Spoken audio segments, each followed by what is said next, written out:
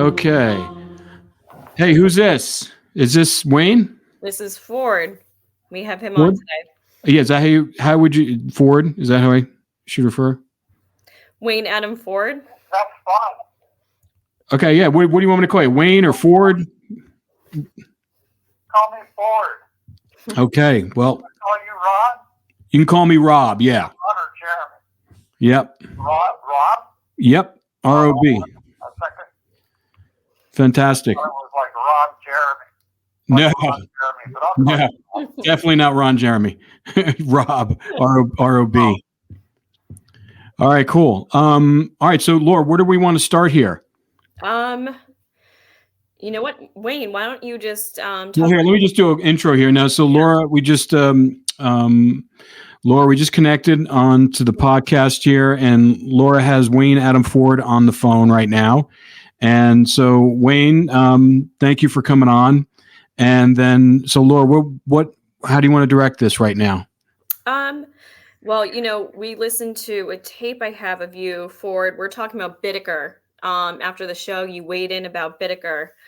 And I mean, it was really profound the way you read into him watching that show. I mean, you were on him. You knew exactly his thought process. I mean, you had him pegged perfectly. And, for the viewers, anytime I have an active serial killing case, I go to Ford about it for him to weigh. Yeah. So, and for our listeners, I know we just kind of jumped into this because Wayne's on the phone and he's got limited time. But Wayne, why don't you tell everybody, who you are and where you currently are? Okay, my name is Wayne Adam Ford. I'm currently at California Men's Colony in San Luis Obispo, California. And I turned myself in 1998 after going insane for a year, and some people got hurt. I'm not going to be very specific about that, but it was pretty high profile at the time, mostly because I was a nut. You have 60 seconds remaining. Oh, is he going to be able to call back? Yeah, he can call back. Okay. Yes, I'll call back. As soon as they cut us off, I'll call back. Okay, cool. What was I going to say? So I've studied what it was that made me who I became. And in the process of doing that, I had to find out what normal was. So I figured out what normal people are, how they act, why they act, what motivates normal people to do normal things. And then I compared my abnormal actions and through plenty of consulting with doctors over about a 25-year period, I figured out what my issues were, my problems.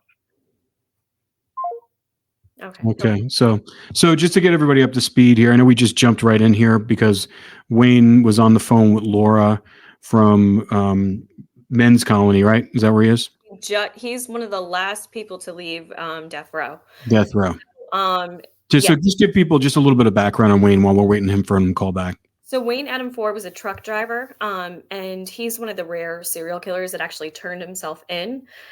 He killed 4 sex workers. I think one was just a runaway. And he turned himself in, and he had a breast, female's breast in his pocket. And yeah, I remember that. I'm sorry, you don't want me. Yeah, you don't have to go into the details of the crimes. Yeah, no, it was a horrific thing. Yes. And so now you've been talking to him for a while. 10 years. 10 years. And so it sounds like when he was leading up to this conversation, is he calling you right back now? Yeah. Okay. We'll just jump right back in. Global Tel Link, you have a prepaid call from an incarcerated individual at the California Men's Colony, San Luis Obispo, California. This call and your telephone number will be monitored and recorded. You have a prepaid call. You will not be charged for this call. To accept this call, say or dial. Thank you for using Global Tel Link. Hey, Ford. So it became clear to me that there were some commonalities between certain types of criminal behavior and other kind of mental health issues. And these commonalities became obvious to be part of the autism spectrum, and in particular the autism spectrum that's known as Asperger's, which is a high-functioning autistic person, usually with very high IQs. The problem is these same high IQs are a benefit of Asperger's. The deficit of Asperger's is the inability to grow up socially like the normal person does. Where we happen to be, me with Asperger's included, happen to be socially retarded. This is devastating for anybody who wants to get close to somebody, and hard to maintain relationships.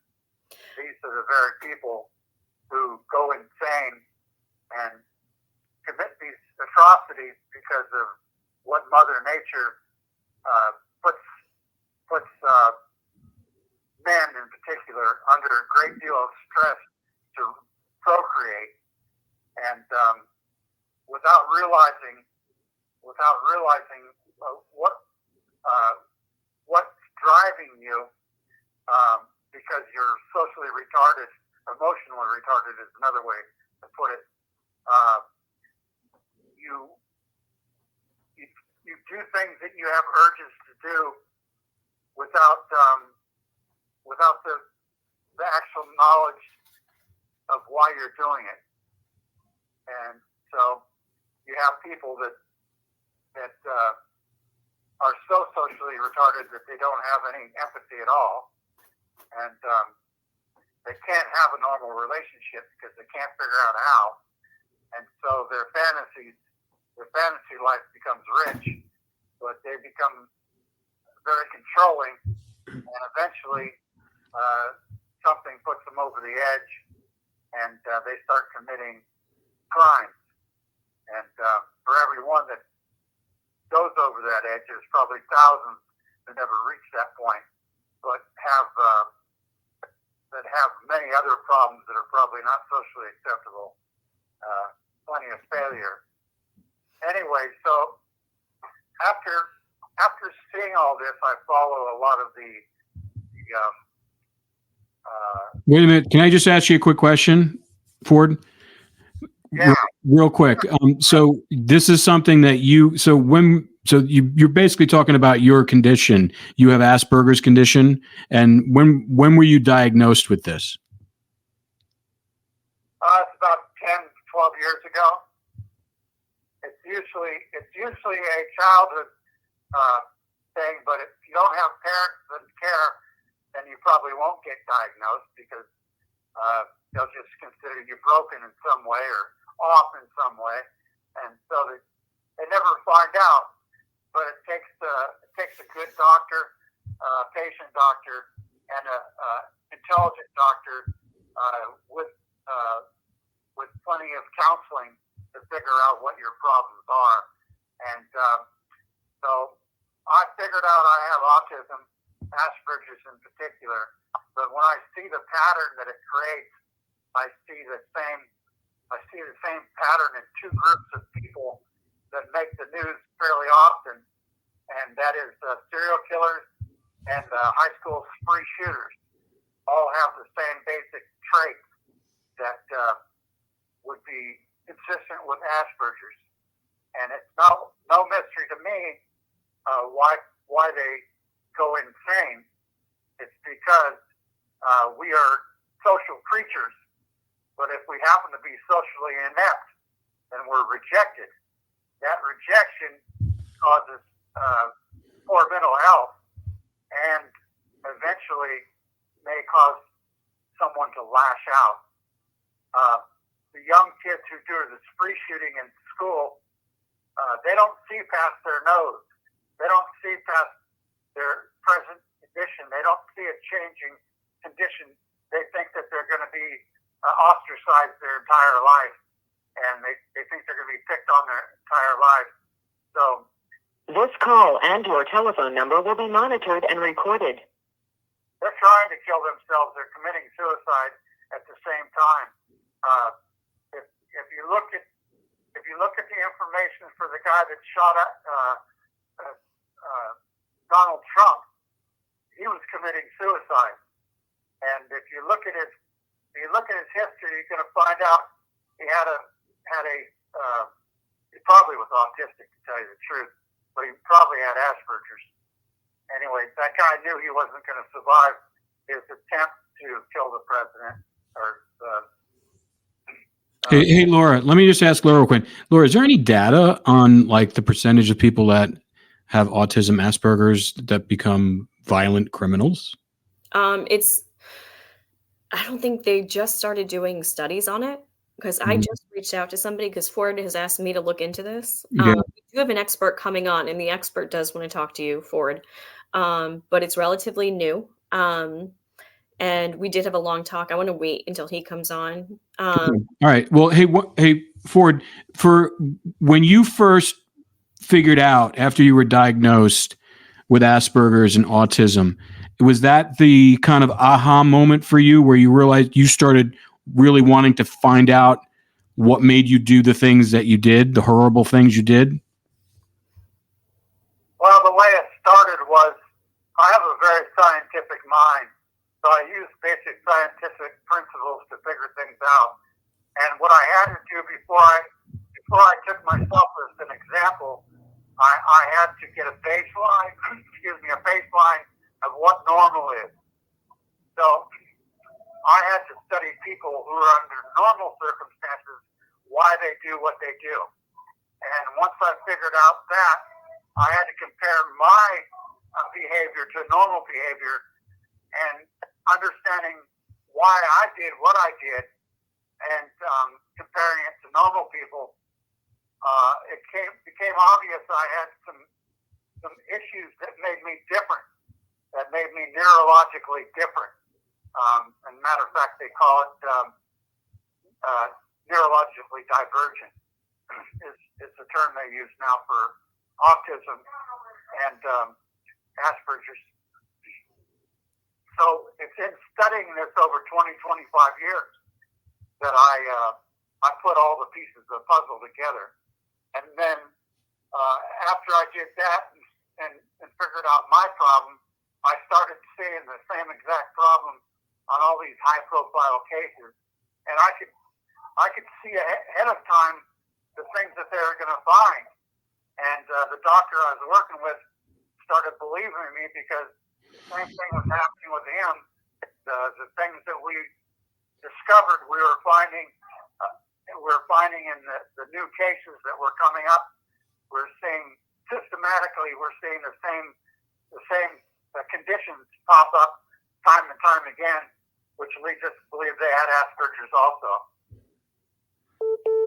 So when we look at that, I mean, Asperger's would be, nature, right? You're born with it. Or any other underlying mental illness, disability, or, personality disorder. So what do you think? Do they know if you're actually born with it? I don't know a whole lot about Asperger's other than I know it's a condition. Or is it something just something that happened to do with the pregnancy too? Could that cause it? No, but I'm saying besides for disability, mental illness, anything you might be born with or genetically inherited, something of that nature, that's all genetics, that's all nature. My question is, keeps beeping in. My question is, okay, so yeah, you might have something genetic, and you might have something that comes with that, whether it be a disability, whether it be, mental illness, or whatever the case is. How do you, even if you have that underlying, where does the nurture come into play? What happens during the nurture, the upbringing, the childhood that brings on the violence is the real question. Well, the problem is they don't know. They don't know whether it's nature or nurture, or it's always a combination of both. There's no way to quantify how much of each. So at this point, it's still a mystery until they can do some study of in something like the functional MRI or some other studies that give hints as to what's going on in the brain. They won't be able to tell that, but there are some patterns and some clues, and a lot of the times the nurture features are there. The inability for the parents to give proper nurturing to a child is there, but that doesn't mean that it wasn't something that also was innate in the person also. It might take both. It might take both something that is pre-birth and something that is after birth that creates might be the recipe for the monster.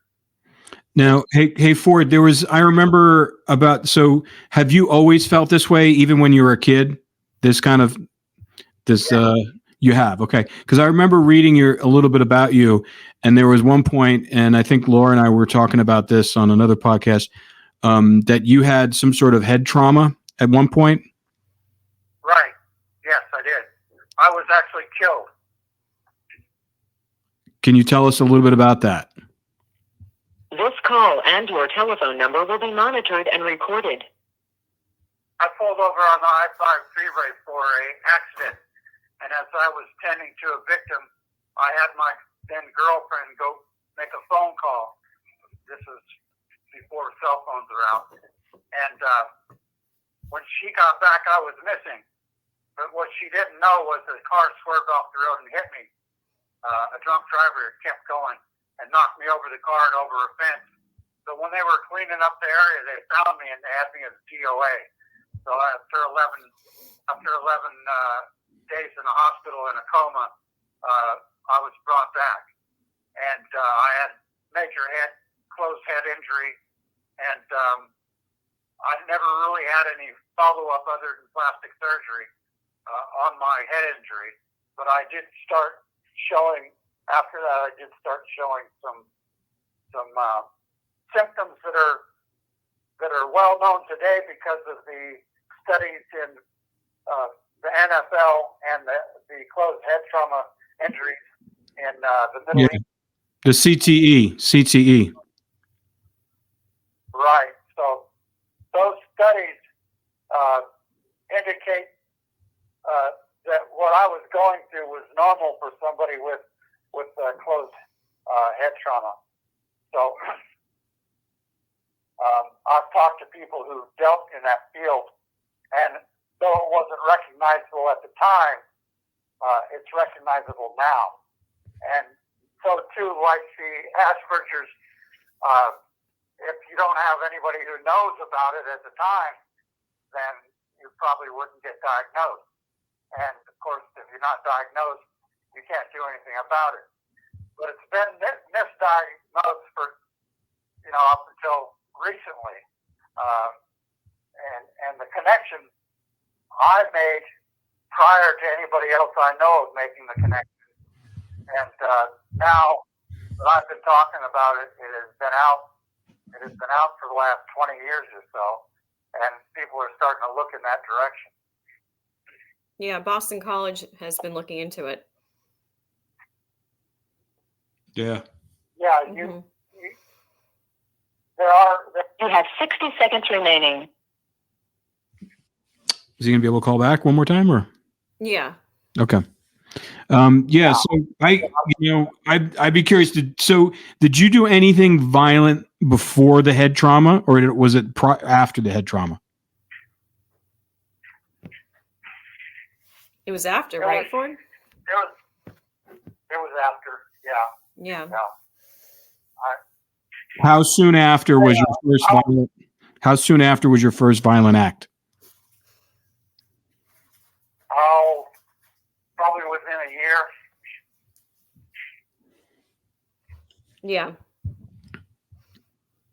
Yeah. Did you have any urges before the accident? No, I didn't. As a matter of fact, I was the opposite. I tried to be looking him up. Yeah. Interesting. I remember like when we talked to him that first time, Mhm. I heard about that story when he told you when we recorded him on the Zoom, that when I heard about his head trauma. I mean, Yeah. head trauma does, you know, Yeah, like, especially the geez, frontal lobe, and his is all frontal lobe damage too. well, low. And that same thing, like you said, like the NFL players at CTE. I mean, Junior Seau, who was a linebacker for, the Patriots and also the Chargers, who had a long career. I mean, it drove him insane. I mean, he basically was like, and he got very violent after he was done playing football, and then eventually knew he was going to. I think he I don't know if he drove his car off. He wrote a letter saying, "Please study my brain," and I think he committed suicide. I can't remember how he did it. Yeah, I have to get the forms to forward because I want to get him to sign over his brain and all of them actually to get him to Yeah, because I mean, because like you said, he's the only one. Well, not that we know of. I mean, I'm the one of the few serial killers. You have a prepaid call from Wayne. who turned an himself in. incarcerated individual at Right. the Right. California Men's Colony, San Luis Obispo, It's very California. unique. This call It's and your not telephone often. number will be monitored and recorded. You have a prepaid call. You will not be charged for this call. Thank you for using Global Tel Link. Ford, before we jump back in, Rob and I were just talking, and you are one of the very unique cases of someone who turned themselves in. And can you just elaborate more on that? Like, what was your thought process about that, and why you did it? Yeah, I will. First of all, I'm going to finish what we were talking about. Okay. When I was a young kid, my father didn't think I was aggressive enough, and he thought I was a bit of a coward. So I was a bit different. After the accident, I slowly but surely became aggressive and fearless. So the accident did do some damage to my frontal lobe and to my executive functioning. And I changed quite a bit. I became sexually aggressive and sexually also very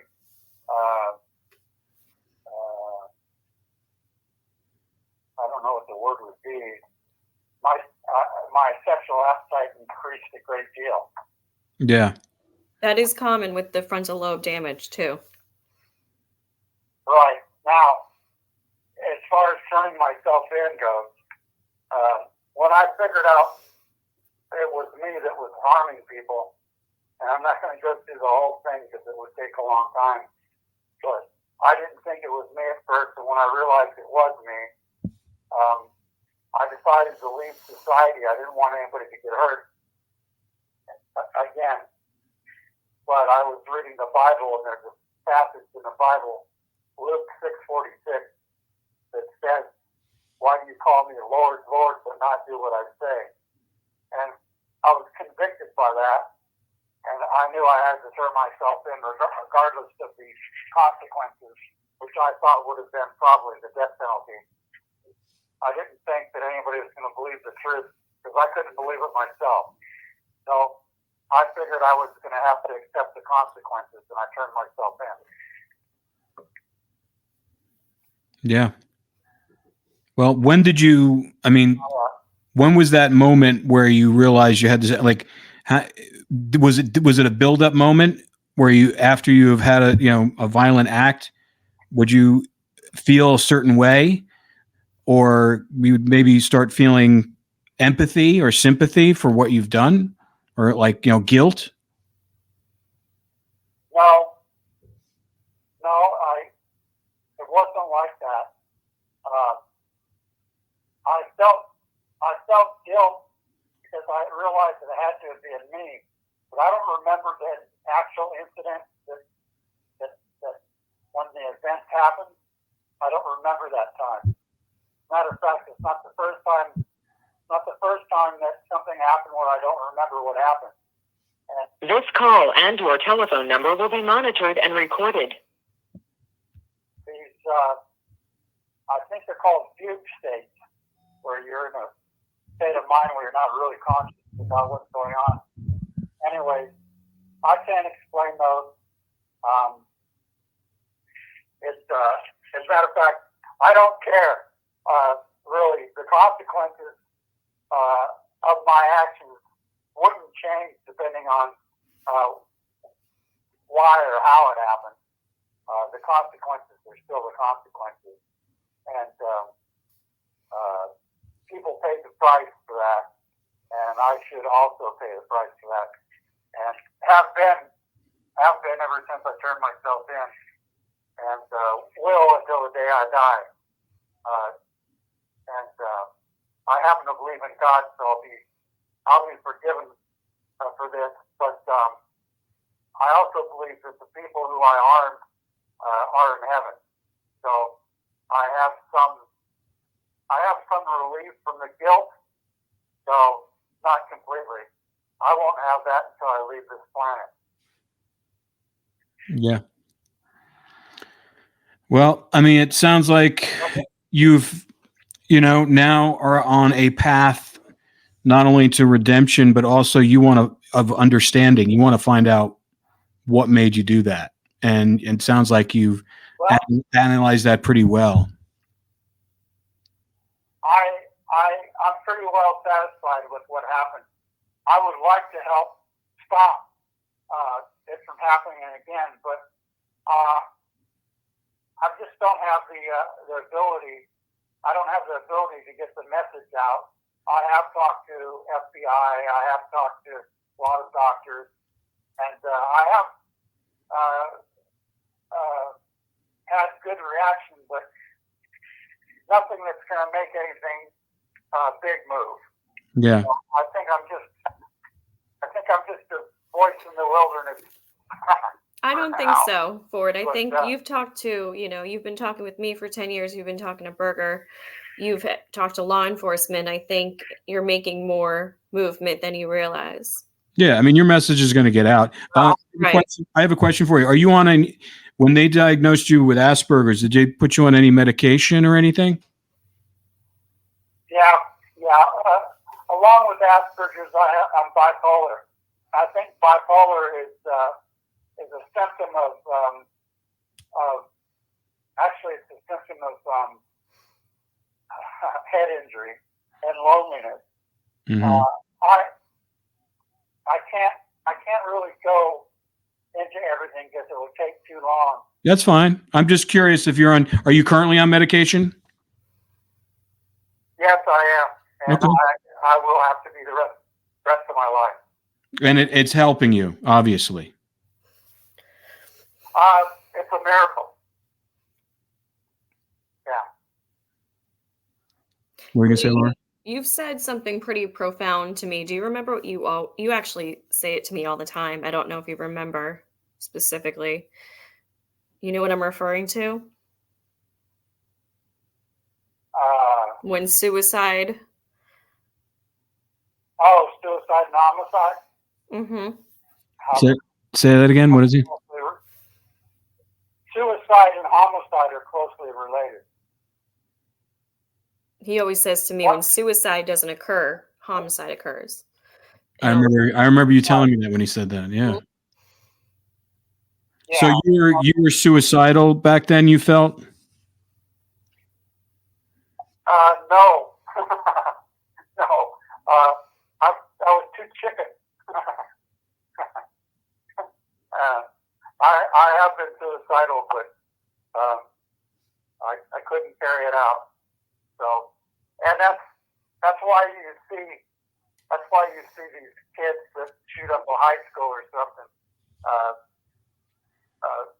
They don't carry out their own suicide, but they make it happen.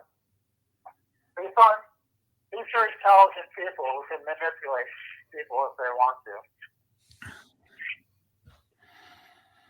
Do you think there's enough outreach for people, with homicidal urges?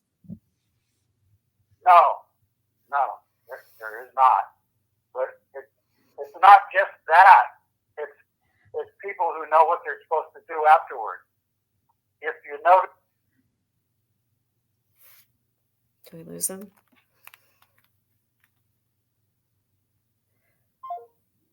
I don't know if he's coming back or what. What is it? Because normally he didn't get a warning. They reset every hour, so hopefully he can call back. If not, Yeah. I mean, they might go back they might shut off the phones there at 8. Yeah.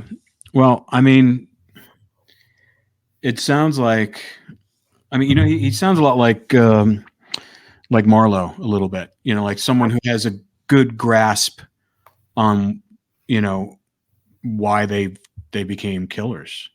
Right. Not that it's an excuse. He's not making excuses for it, but at least he's trying to figure out. I mean, I would imagine that anybody who kills someone, they're not right in their mind at some point. I mean, they're still, but some of them never get right in their mind. No. You get like the BTKs. I mean, he'll never, he's never changed. Right. And then, but you have him, he sounds like, number one, he has obviously remorse. Mm-hmm. He's looking for redemption. He is. He's looking for ways to figure out what made him do that stuff. Mm-hmm. He's not looking for sympathy. No. He knows where he needs to be. He knows, so it's interesting to hear it come from that perspective. It is. And he's been helping. I know he's been working very close with Dr. Berger out of San Quentin, and he has worked with the FBI and law enforcement myself, and just like Marlowe, it's a lot of them, when I sit down to do an interview, and even Bittaker at times, they're kind of mystified by their own actions. So even when I'm doing the interview, it's almost an exploration into their psyche. It's like they can't believe they actually did it. That kind of like they're just trying to, like, just like Ford was saying, like, I'm trying to figure it out, how it all transpired, like how I got to where I'm at.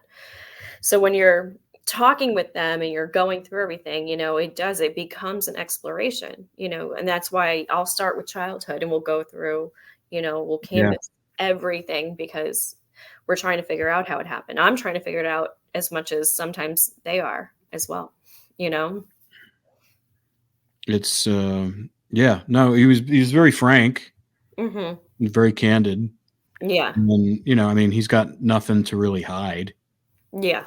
I mean, he's a killer. He was that, and he's behind bars, and he says he'll die there. I mean, it's like, that's his. But I think what's interesting, and especially for, the viewers too, is now you kind of get to see, you're starting to see the dichotomy. You've gotten to hear Marlowe, you've now gotten to hear Ford, and then you're listening to the tapes of Gargiulo. Yeah. And it's like, this guy's just like, I'm going to deny till I die and play games. But then you have this other spectrum where these guys are like, Marlowe was talking about electroshock therapy, how that's helped him. Yep. Ford's been going to doctors, the frontal lobe. You see this spectrum of, because people are like always grouping serial killers together, and I'm always like, each one is so unique and different. Oh yeah, they're all different. You're starting to see. I mean, they have similar qualities on what makes them, motivates them to do it. I think the Asperger. I think based on when you say BTK sounded like he was a little Asperger's. They all do, almost, in a sense. And the big thing that I have, and I've had many conversations about this with Ford, is the thing is, it's so closely aligned to psychopathy. So when I'm like, well, they're like, I don't feel right. Like, I didn't feel socially inept in that situation because I wasn't feeling the empathy. That's where you got to stop and go, okay, could that be autism, Asperger's, or is that psychopathy? That's where I go, it's so closely related. And this is what forensic psychologists struggle with, is how do you determine something where there's very similar features and traits within something, and what exactly, are you seeing or encountering, and where's the distinction between them, type of thing. Yeah. And I'm not like, from the last, because the last time I saw him speak is when we recorded in our house. We did the Zoom call with him, and he sounds much clearer. Well, he did before. Is up and down. Like when I talk to Ford, I'm always like, how are you feeling, like, mentally? Like, Oh, okay. So it's like a fog sometimes he gets into. yeah, and they've with the transfers, it's been crazy. I wish Mhm. he had called so we could have gotten into the transfers because he was one of the last ones on San Quentin's death row. But he's been, they've been upping and changing all their dosage on San Quentin's death row because of the Got it. transfers. Because obviously these guys are scared they're going to die. They're going to mainline. Mhm. So it's been just pure chaos in the California prisons, this year alone. So it's been a really huge adjustment for all of them. How long has he been there at Men's Colony now? Just a couple weeks now, but Mhm. I'm really surprised. I'm very, very shocked. Because Shocked at what? he's been able to transition so well. Because Mhm. he was the first one who called me and said, "I'm not leaving. I'm killing myself." That was his first response to the transfers, and he told Mhm. everyone, "I'm taking myself out." He was telling the medical professionals there, I'm just not leaving. I'm going to kill myself. And this was common with a lot of them, but he was saying it up until the end, like, I'm not leaving, Mhm. I'm killing myself. It What was, made him not do it? towards the very end when was I there till April? Mhm. I would say no, it'd probably be summer. I want to say around summer was when he finally started like going, okay, well, it's going to happen. Like he's like, he started saying stuff like, should I go to Vacaville? Should I go to Men's Colony? And I'm like, okay, well, now he's opened up to actually, open to the idea. So Mhm. Berger obviously kept him here, back at San Quentin where Marlowe is still at. Mhm. Clearly, even Berger thought he was well enough to go because I was really shocked Ford went before Marlowe. Um, Is Marlowe going to end up at Colony too? that's where right now it's looking, yeah. Yeah.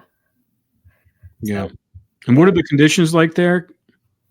I was just asking Ford about that, and he said it's dirty, run down, and I'm like, well, that's all the prisons in California. Yeah. um, and he was like, the food's better. So that was all the description I got for Men's Colony. And he has to have a cellmate, right?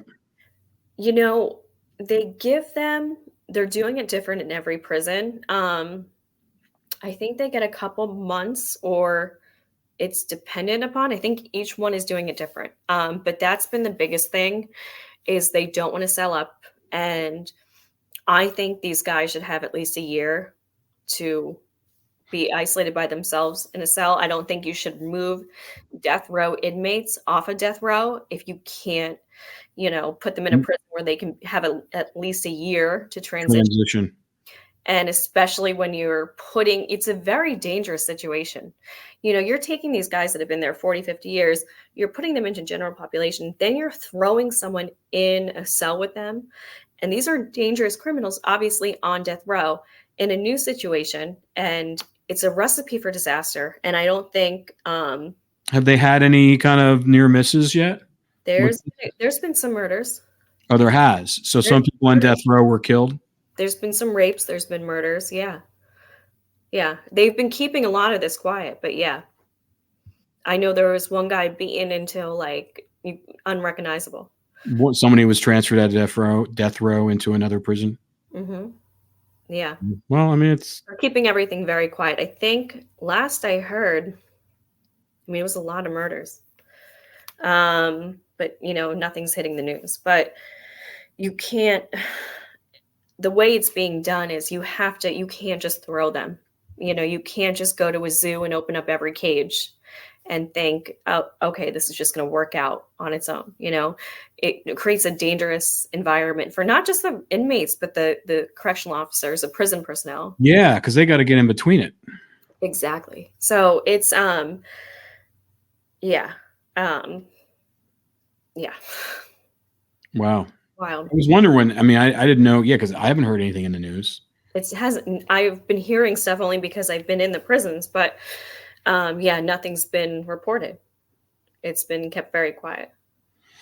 Well, I think it's just like a dirty little secret no one wants to talk about, and it's right because this is the big plan to rehabilitate, which is an amazing thing to do. But like I've said from the beginning, it needs to be done properly, and you can't take somebody off a death row and throw them in with a general pop with a cellie First of all, there are people, there's fathers in jail, there's grandfathers in jail, for like DUIs or, sometimes just like stupid property I crimes. know. You can't put them in with this serial killer who just got off death row and force them into a little cage together. And one of the death row inmates was talking to one of the caseworkers, and what he said was so true. She said to him, "You have to have a cell," and he said no. And then he goes, "You take me home with you. What do you think would happen? Would you take me home with you?" And she's like, "No." And he's like, "Right. And what do you think would happen? Yeah. What do you think's going to happen?" He's not getting out, so Right. he's going to get his way, Right. regardless. And You're creating a very dangerous situation. If you didn't have the room to move these guys off, they shouldn't have been moved off in the first place. If you can't, well, they're not going to make any more room. I mean, they just evaporated. death row. Death row. Mm-hmm. Have they done any of the changes yet over that place? They put a coffee shop in. Where'd they put the coffee shop? Like on East Block, I think. I wish Ford would call back, because he could call me and said they're knocking the wall down to put the coffee shop in. And I was like, they're putting a Starbucks in? Is it for the correctional officers? I think so. He said the inmates are going to run it. Oh. Mm-hmm. Yeah. They put a coffee. That's the first step to the $380 million that they're spending up there. Yeah. Is that what it is? It was like 280 million or 300 million? Something like that. Yeah. Yeah. Hundreds of millions of dollars. It was something, and it got cut down a little bit. Mm-hmm. So it's those figures, about 300, then they cut it down. Yeah. They're putting something on the rooftop. I heard it was an ice cream bar. Mm-hmm. And then I know about the coffee shop, Yeah. ice cream bar. I know there was plans to put the university, turn it into like a college campus, put the university right there on grounds. But I heard from with the budget being cut, they took that off. Like what kind of, like for the university, for the prison? Mm-hmm. It's amazing. It's amazing that, and like no one wants to talk about this, and no one knows what's going on. No. There's a couple people like whistleblowing I know about, but well, there was that one correctional officer. What happened to him? That he just kind of disappeared. I've been talking to him, actually. Oh, you have? Behind the scenes, yeah. Okay. That's where I've been getting a lot of my information from. Oh, okay. He's been telling me about some of the stuff, and yeah.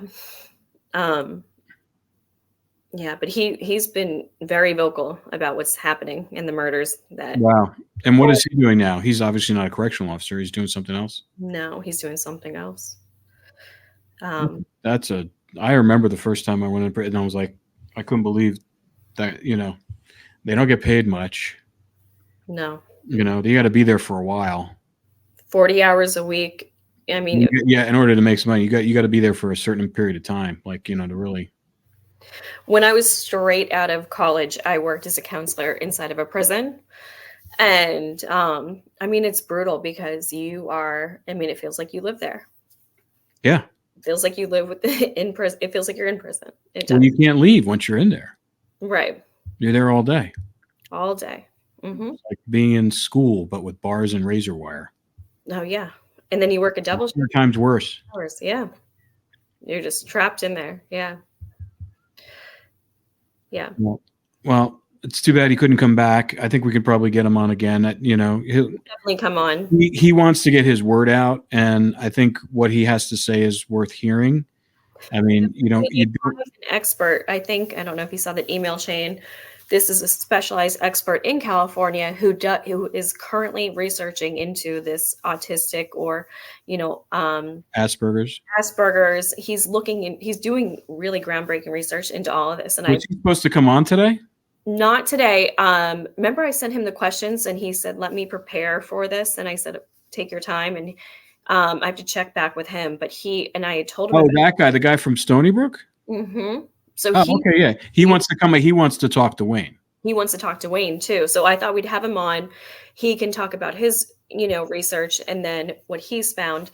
And some of the stuff he's talked to me about, and I never considered it, and he said, people who have Asperger's and who have autism, if they, end up in prison, they can't read social cues like the rest of us. And imagine being in prison and you can't read social cues. Mm-hmm. Your survival depends on that. Also, the social cues in prison are all screwed up and skewed. It's all manipulation. Right. I mean, literally a riot or a stabbing can happen at any second. When I'm it just, everything seems very kind of stoic, and, you hear like sporadic conversation and laughter, but it's really kind of, the energy is so, it swirls. I remember being in the yard at Corcoran and also Folsom. Right. Folsom's yard's even tight, like smaller. Mm-hmm. So everybody's on top of each other, old Folsom. Mm-hmm. And like they actually used us. I was there shooting for lockup, and we were just interviewing like the pastor, and it was just innocuous interview on the yard. And they used us as a diversion.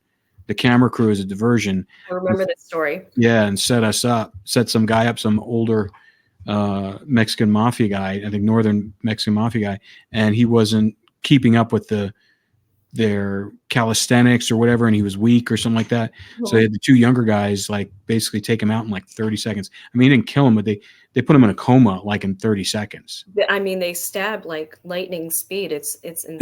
They didn't even have any stab. They just knocked him down and started kicking his head. Yeah. They just started stomping and kicking his head, and he was like within 30 seconds he was in a coma. Yeah. Yeah, it can happen that quick too. It did. One time, and they were stabbing like over you, like they were using the cameras, like the second you started rolling, and they were stabbing literally over you. Yeah, not me. I was right over the game. I mean, one of the yard fights. Yeah. Crazy. Yeah, they definitely use you as a diversion. Mm-hmm. Because what else can they do? Because they knew all the correctional officers were looking at us and watching us. Mm-hmm. They know. Yeah. It's bizarre. It's a bizarre feeling. I can't. But as far as Asperger's and not being able to read social cues in prison, that would be a detriment. Lamb in the slaughter. I mean, really. I mean, you have to be able to be on point, and I would imagine. You still. I mean, they did take people's lives, so they do have that killer instinct. They have the ability, even though I would imagine if he was, push come to shove, I mean, he would have to kill someone if it came up either them or him. No, of course. And I think that survival instinct is in all of us. And I think that would happen. Yeah. And I mean, it's Darwin's theory. Yeah. Playing out. That's really what prison is. But then there's people with autism too, who, are in there who haven't committed violent crimes. Yeah. Like lesser crimes. And, you got to put that into consideration as well. And I think a big breakdown with the prison system too is we don't have, everyone's just lumped together. And I've always said this. And I think, for first-time offenders, they should all be isolated because they call, prison the college for criminals. Yeah. We're isolating, the first-time offenders. They're not learning from the career criminals. They're not going to be, around them, hearing the stories, learning the tips, the tricks from them. If you isolate the first-time offenders, I think they can be rehabilitated much more easier if they're away from these career criminals. And, somebody who has underlying issues like Asperger's or autism or mental illness, because, there's some severe mental illness. They just throw them in prison. They're not even the psych units. Yeah. Like those people, like Wayne was saying, when you're neurodivergent, you have to take that into consideration, especially when you're in a dangerous environment where the climate could change at any second. Those people need to be protected. They are neurodivergent. They have a disability, and that needs to be taken into consideration as well. Yeah, but it doesn't sound like they, obviously have the resources or the manpower to do that, although they have plenty of the tax dollars. Yeah. I mean, that's the thing I don't understand. I mean, it's like, they talk about mental health all the time, and the places where they need mental health, especially people who are going to come out of prison, they're not all going to stay there forever. Right. But, it's strange. Yeah. Right. And I think a lot of it has to do with the person's, like, when we did our, the wrongful conviction documentary, and, when Valentino, we watched him get out. I mean, he was in there for 27 years. Wow. He was in there from 18, for a long time, since he was 18 years old. And when he came out, he was fairly normal. I was surprised, and he was a maximum security prison, because he was in there for murder that he didn't do. Wow. I mean, that is a long time, though. But he became like this world-class artist in there. And that's what I think kind of saved him. Yeah. Yeah. He started drawing with pencils, like, colored pencils. Mhm. And he would draw like golf, murals of golf courses from, like, the only thing he had was magazines from Golf Digest. So he would just draw the golf courses. Right. That's what started him. But yeah, I mean, I can't imagine, going in and coming out sane. No, I mean, it would be really hard. I mean, Very strong individual. look at what happened, like COVID, where we were, told to stay home. Like, everybody just lost their mind. Yeah. Imagine being inside an institution. Like, They had at Georgetown, when we were shooting there for the wrongful conviction documentary, they had this display in the student center, which kind of simulated, it was like you go in there in this room, it was about the size of, like when they put you in isolation, like, with no windows or anything, like, and it gives you the feeling, it creates the aura of what it feels like to be like in the hole, really? put you in there, and like it really kind of gives you all the psychological effects and how your brain starts breaking down. Like when you don't start seeing, sunlight, and you're looking at the same thing over and over again, Mhm. and how the walls really start closing in. All the psychological, all the different stages after so many days, 10 days, 30 days, 60 days, 90 days, that kind of thing. Mhm. And it was pretty bizarre. Yeah, our brains need stimulation. Yeah. Literally. Even I was just talking to a psychologist, and, she was treating people with Alzheimer's and dementia. And she goes, I just give them puzzles because the brain just needs to be active and firing, and it helps. And you just being in, what you're saying, like just, the hole, and there's nothing, absolutely nothing, no sunlight, no. Well, even the ones that they go in I remember the security housing units, like up in Corcoran and all of California, they just, everything's push button. Mhm. So they have no contact. They just let them out like gerbils in the cage, and they let them out into the yard, which is about the size of a half of a handball court. And the walls are so high that all they can see is just the sky. So there's no horizon line. Yeah. So it's directly above them. So they don't, they may see, depending upon the time of day, they may have the sun or they may not.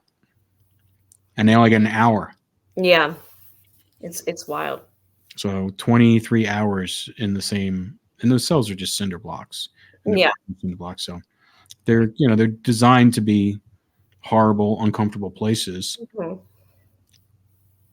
I mean, I think 30 years from now, or how many years it takes or whatever, I think we're going to look back on it the way we look back on now, how we used to, run all the psych units and mental hospitals, especially, on the East Coast, the tactics they were doing to these people, and yeah. I mean, my grandmother was, she occupied one of those for like close to 30 years. Oh, wow. It was in a place called Creedmoor. Wow. In New York, which they closed down. Yeah. And because of all the conditions and stuff like that. But she was there for a long time. Yeah. It's, I mean, it's really torture. But they don't have mental institutions anymore. They don't think they closed because of that. The way they were treated, they were all closed down. Instead of revamping them and coming up with better guidelines and stuff, like, as opposed to just, those horrid conditions. I mean, Right. just don't. But that's, it's hard. We can't even get like simple things done. Yeah. So Yeah. it's going to be true.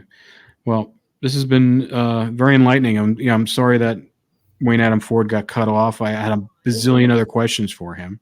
I know. Well, you know what? If any viewers out there have questions, we'll get him on for another episode, but let's have some viewers. If you guys have any questions, just write them in and we'll ask them on air. We'll get them back on. And I think we should do another one with Marlo, because Marlo is the last guy standing pretty much at San Quentin. He's still there? He's still there, so we can get an update from him. But if anybody has any questions for him for Ford or Marlo, write them in. I did just recently get an update on Gargiulo. He's just a bat out of hell, causing chaos at Cook County. Oh, really? What to do with him? Yeah. Is the IC's by himself, or does he have a cellmate? They're throwing him all around. Like, they keep throwing him in the psych unit and throwing him out. They don't even know what to do. And an FBI profiler just reached out to me and asked me what was my take on him. And I was like, he's all over. Because they said to me, he's all over the map. And I was like, yeah, no, he's all over the map. And they said, they're like, I've never seen a serial killer like him before. And I was like, in all my years, neither have I, too. So we were just kind of comparing notes about him. Yeah. Did he go in and talk to him? They talked to him back in California. Got it. But yeah, the news is that he's just running hell right now in Cook County. They don't even know what to do with him. And I was like, yep. Just get that trial over and get him, I don't know what they're going to do. I know the family needs a trial. They do. I need a trial, but it's just like, why just get it done. You got to get the process done. I know. Hopefully it ends soon for them, and they get the justice. I'd be curious in who's going to keep him, Illinois or California. No, it's probably I wonder too, what they're going to do with that. I don't know. Stateville. Did you ever see Stateville? That prison? Mm. That's a pretty bad prison in Illinois. Oh yeah. Yeah, it's all fancy. It looks like a Thunderdome. It's like this dome, and it's like it's crazy looking. Oh wow. Yeah. I do have some inmates out in Illinois. Some serial killers I've interviewed out in Illinois. Actually. Mm-hmm. Yeah. Awesome. Well, all right. Well, listen, thanks for this. Let's see if we can circle back with Wayne Adam Ford, maybe get him on again. We'll have him back on with that expert, definitely. And if viewers, you guys have any questions for either of them, we'll have them back on and ask them your questions too. All right. All right, Laura. I'll see you next week. All right. See you next week. Bye. Bye, guys.